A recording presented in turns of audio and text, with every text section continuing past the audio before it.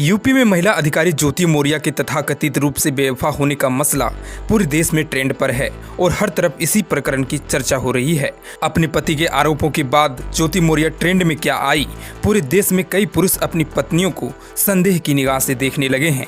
हाल ही में खबर आई थी कि प्रयागराज में तैयारी कर रही कई महिलाओं को उनके पतियों द्वारा घर बुला लिया गया है। अब ऐसा ही एक मामला बिहार से भी सामने आया है। मामला बक्सर जिला से जुड़ा है, जहाँ एक पति ने प्रयागराज में रहकर प्रशासनिक सेवा में जाने का सपना बुन रही और सिविल सेवा की तैयारी कर रही अपनी पत्नी को एक झटके में वापस गांव बुला लिया है। वहीं अब मजबूरन पत्नी थाने में पहुंचकर पुलिस के समक्ष आवेदन देकर न्याय और पढ़ाई जारी रखने के लिए गुहार लगाई है।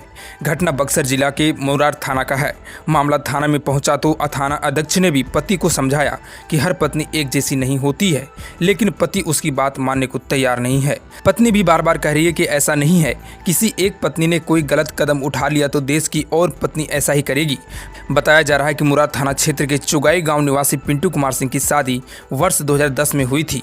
उसी वक्त से उनकी पत्नी को वो प्रयागराज में रहकर बीपीएससी की तैयारी करा रहे थे, लेकिन पिछले दिनों ज्योति मौर्य नामक महिला के अधिकारी बनने के बाद उसके पति आलोक मौर्य की हालत देखकर उन्होंने सख्त कदम उठाया और पत्नी को वापस बुला लिया है। पूरे जिले में यह मामला चर्चा का केंद्र बन गया है। फिलहाल पति को लोग समझाने की कोशिश कर रहे हैं, लेकिन पति अपनी पत्नी की वापस प्रयागराज ना भेजने की जिद पर अड़ा हुआ है। पत्नी का कहना है कि मेरी भी शादी 2010 में हुई थी, जिस तरह से आलोक मौर्य की हुई थी। ऐसे में मैं अपनी पत्नी को पढ़ाने और अधिकारी बनाने का अब मैं रिस्क नहीं ले सकता हूँ।